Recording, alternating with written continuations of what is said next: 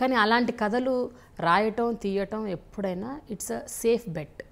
అంటే ఈజీ ఒక love story తీయటం, ఒక పెద్ద స్టార్ని ఎవరినో పెట్టి ఒక బిగ్ బ్యానర్ని పట్టుకొని ఒక సినిమా తీస్తే మీరు అన్నట్టు డబ్బుకు డబ్బు వస్తుంది. ఇట్స్ అ సేఫ్ వస్తుందా? లేదు, అన్నిటికీ రాకపోతే అట్లీస్ట్ ఒక కొంతమందికి అట్లీస్ట్ ఆ నోషన్ ఉంది దట్ యూనో ఓకే ఒక సేఫ్ బెట్ సినిమా తీద్దాం, ఫలానా ఎలిమెంట్స్ పెట్టుకుంటే సేఫ్ బెట్. సినిమా రూపం దాలుస్తుంది అంతే, దానికి డబ్బులు వస్తాయన్నది లేదు. పెద్ద పేర్లు ఉంటే ఓకే గ్యారంటీగా సినిమా తీస్తారు, దాని ఫేట్కి అదేం పెద్ద హెల్ప్ చేయదని అనుకోండి. ఎందుకంటే అందరూ అంటారు కదా అందరికీ డబ్బులు పోతున్నాయి ఎక్సెప్ట్ మేబీ 10 ఫిల్మ్స్ అయ్యారు. కానీ నాకెందుకంటే అలాంటి పేర్లు ఉండవు కనుక తీయటానికి ఇంకా టైం ఎక్కువ పడుతుంది. సేలబుల్ నేమ్స్ అంటారే ఎప్పుడు. ఎందుకంటే మీరు అంటే ఇంత గొప్ప కథని ఒక పెద్ద నటుడితో చేస్తే ఇంకా అది చాలామంది జనాలకు రీచ్ అవుతుంది కదా, అలా ఎప్పుడు ఆలోచించలేదా మీరు? ఇప్పుడు గురు సినిమా ఉంది, ఇప్పుడు గాజీ అటాక్ ఉంది. అదే సంకల్ప్ రెడ్డి ఎవరో ఒక ముక్కు మోహన్ తెలియని వాళ్ళతో తీసుంటే మేబీ ఇంత రీచ్ ఉండేది కాదు. ఒక రాణాని పెట్టాడు కాబట్టి అంటే ఆ స్థాయి ఆ లెవెల్ ఆఫ్ ఇది వచ్చేసింది దానికి. దట్స్ ఐఎమ్ సేయింగ్ మీ సినిమాల్లో ఇంత అద్భుతమైన కథ ఉంటుంది, ఇంత మంచి థాట్ ప్రాసెస్ ఉంటుంది, ఇన్ని మంచి హ్యూమన్ ఇమోషన్స్ ఉంటాయి. ఎందుకు మీరు ఎప్పుడు ఒక మంచి స్టార్ని పెట్టి తీయాలని ఎందుకు అనుకోలేదు? అంటే ఫస్ట్ ఆఫ్ ఆల్ మీరు చెప్పింది అబ్సల్యూట్లీ రైట్. ఒక స్టార్ ఉంటే రీచ్ ఎక్కువ అంటే ఈజియర్ జనంలోకి వెళ్ళటానికి. అలాంటి ప్రయత్నం నేను చేయలేదని మీకు తెలియదు, చేసి ఉంటాను, చేసి విఫలమై ఉంటాను. అంటే నేను ఆ స్టార్ని కన్విన్స్ చేయలేకపోయి ఉండొచ్చు, ఏదో కొన్ని ఆ పరిస్థితులను బట్టి ఆ స్టార్కి అది ఆ టైంలో నచ్చి ఉండకపోవచ్చు. అంతేకాని నేను స్టార్స్తో చేయనని ఎప్పుడు అనుకోలేదు. వాళ్ళు నా మీద ఇంట్రెస్ట్ ఉండకపోవచ్చు, నా సబ్జెక్ట్స్ మీద. బట్ ఎంతమంది స్టార్స్కి మీరు చెప్పారండి, నరేట్ చేశారు మీ స్టోరీస్? అంటే ఆ కథ ఇప్పుడు అంత ఇంట్రెస్టింగ్గా ఉండదు, ఎందుకు ప్రయోజనం ఏముంది దానికి? అదేదో నేను చెప్పాను వీళ్ళు వినలేదు వీళ్ళకి నచ్చలేదు అంటే ఏంటి, దానివల్ల ఏమొచ్చింది? వాళ్ళు తక్కువ కాదు, నేను ఎక్కువ కాదు, నేను తక్కువ కాదు, వాళ్ళు ఎక్కువ కాదు, ఎవరి చాయిస్ వాళ్ళది. బట్ ఒక సుహాసిని గారు చేశారు, ఒక చార్మి చేసింది. సో అప్పట్లో ఆ టైంలో వాళ్ళు, ఇప్పుడు సుహాసిని గారు అంటే ఈజ్ వెరీ సార్ట్ ఆఫ్టర్, ఒక మంచి రోల్ ఉంది అంటే ఆబ్వియస్గా సుహాసిని గారు లాంటి వాళ్ళని అప్రోచ్ అవుతారు. సో ఆవిడని అప్రోచ్ అయినప్పుడు ఆవిడ ఒప్పుకున్నారు. అలాగే Charmi at that point of time she was lead star. So ఆవిడ కూడా ఒప్పుకుంది. సో ఉన్నారు ఒప్పుకుని యాక్సెప్ట్ చేసి ఇలాంటి సినిమాలను చెయ్యాలి అనుకునే వాళ్ళు ఉన్నారు. జగవత్ బాబు చేశాడు అనుకోకుండా. అదే ఆ టైంలో ఆ సబ్జెక్ట్కి వాళ్ళకి నచ్చి ఉంటుంది. నేను వేరే చెప్పినప్పుడు అప్పుడు నచ్చి ఉండకపోవచ్చు, వేరే టైం అవ్వచ్చు. యాక్టర్స్కి కూడా వాళ్ళ మైండ్ సెట్ వేరేగా ఉంటుంది, ప్రతిరోజు ఒకలాగా ఉండదు కదా, ఒకే టైప్ అవసరం ఉండదు. ఆ టైప్ ఆఫ్ క్యారెక్టర్ ఇప్పుడు చేస్తే బాగుంటుంది అనిపించవచ్చు ఎవరికైనా.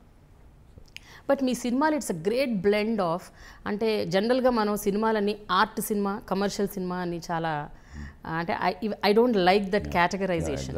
బట్ అలా కేటగరైజేషన్ చేసినప్పటికి కూడా ఆర్ట్ సినిమాలో ఉన్న ఒక beautiful you know that expressions, that ఇమోషన్స్ని, అలాగే కమర్షియల్ సినిమాలో ఉన్న పాట, మాట, డాన్సు, ఎంటర్టైన్మెంట్, ఈ రెండింటిని చాలా అద్భుతంగా బ్లెండ్ చేస్తారు మీ సినిమాల్లో. హోప్ఫుల్లీ ఆ ప్రయత్నం అదే అమ్మా. బట్ ఇక చాలా వరకు ఆర్ట్ సినిమాలు నాకు నచ్చవు. అలాగని సో కాల్డ్ మాస్ మసాలా సినిమాలు అంటారు, అవి కూడా అసలు నచ్చవు. ఎక్కువగా సినిమాలు నచ్చవు, చాలా తక్కువ సినిమాలు నచ్చుతాయి. అది ఆర్ట్ అవ్వచ్చు, లేకపోతే నాకున్న టేస్ట్ని బట్టి బ్లెండ్ చేసుకొని చేసేది ఇది. ప్లస్ కొన్ని సబ్జెక్టులకి అసలు పాటలు అవసరం ఉండకపోవచ్చు. లైక్ అయితేలో ఒక పాటే అవసరం, లిటిల్ సోల్జర్స్లో 7 పాటలు అవసరం అనిపించింది, మ్యూజికల్గానే చెప్దాం స్టోరీ అని.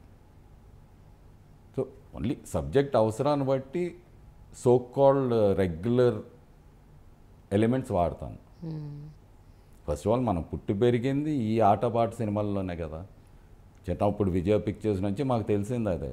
సో మైండ్లో అది ఉండిపోతుంది ఎక్కడో చోట. We like songs.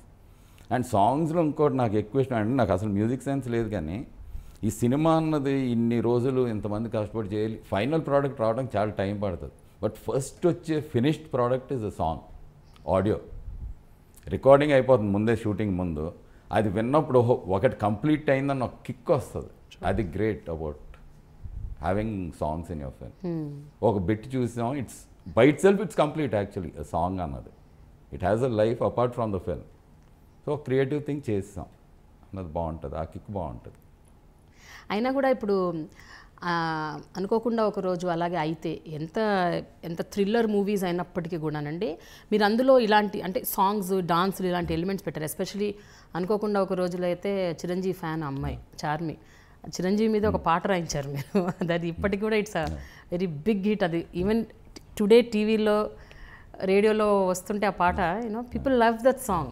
చంద్రుడికి మన భాషే నేర్పిస్తా, తెలుగు కథ తెలిసేలా ఇంద్రుడికి చూపిస్తా, ఇంకో ఇంద్రుడున్నదా కళ.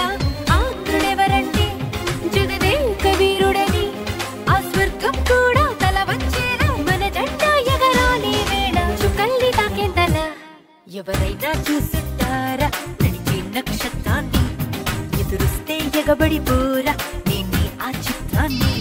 నీ పండిస్తున్న రైతునై చిరునవ్వు తోటల్ని, పరిపాలిస్తున్న రాజునే నై కోటి గుండెల కోటల్ని, ఎవరైనా చూసుంటారా నడిచే నక్షత్రాన్ని. Hi, I am KK Sendil Kumar.